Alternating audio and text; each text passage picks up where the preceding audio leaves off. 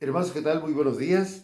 Hoy estamos a sábado 30 de julio del 2022 y en la misa leemos el Evangelio de San Mateo capítulo 14, versos del 1 al 12.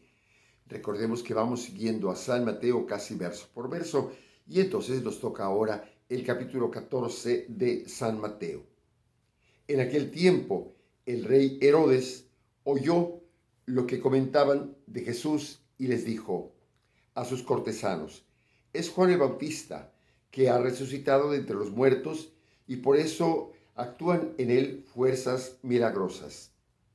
Herodes había apresado a Juan y lo había encarcelado en la cárcel por causa de Herodías, la mujer de su hermano Filipo, pues Juan le decía a Herodes que no le estaba permitido tenerla por mujer, y aunque quería quitarle la vida, le tenía miedo a la gente, porque creían que Juan era un profeta.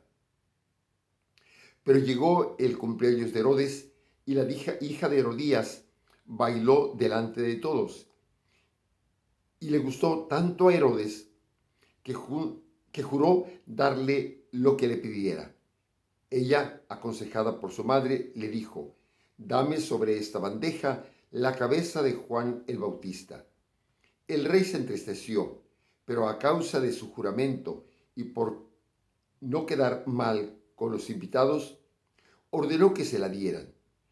Y entonces mandó degollar a Juan en la cárcel. Trajeron pues la cabeza en una bandeja y se la entregaron a la joven, y ella se la llevó a su madre.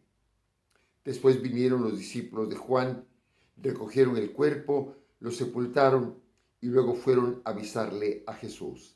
Palabra del Señor. Gloria a ti, Señor Jesús. Mis hermanos, nos encontramos ante un texto muy interesante, un verdadero escritor que a partir de un hecho empieza a retroceder y se detiene en un momento del pasado. Esto es lo que encontramos ahora.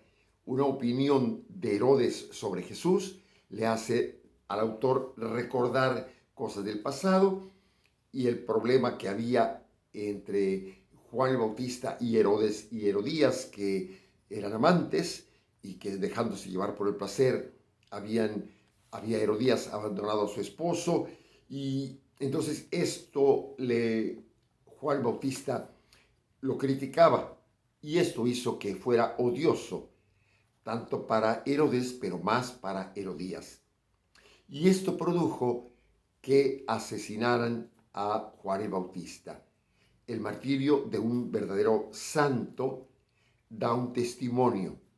No es el placer, no es esa manera de pensar lo que nos lleva a la salvación, lo que nos lleva, si queremos, en esta otra vida, lo que nos va a dar la salvación, la búsqueda exclusiva del placer, el hedonismo.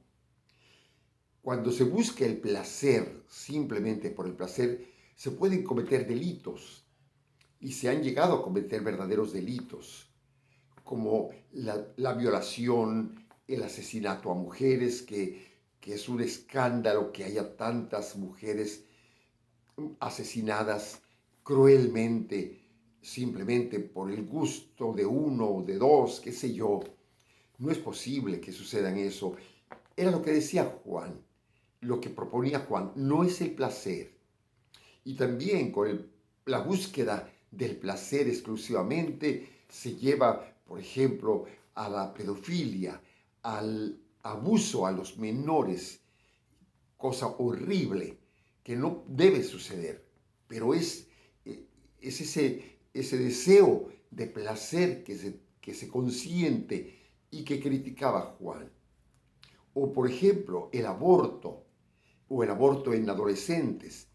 No se le dice a los adolescentes que cuiden su cuerpo, que no es el momento de tener relaciones, sino al contrario, se les echa aire, se les ayuda para que tengan todas las relaciones posibles, y eso sí, pueden abortar. Un verdadero asesinato. Entonces, no ese es el camino, no es el camino del placer el que nos lleva a la salvación, es la propuesta de Juan. Mis hermanos, Jesús no buscó el placer. Al salvarnos, no buscó el placer. Vamos a luchar por darle cabida a ese consentirnos, a ese amarnos, pero que no lleguemos al hedonismo y sí busquemos la salvación que nos propone Jesús. Que Dios los bendiga, mis hermanos, en el nombre del Padre, del Hijo y del Espíritu Santo. Amén. Dios con ustedes, hoy y siempre.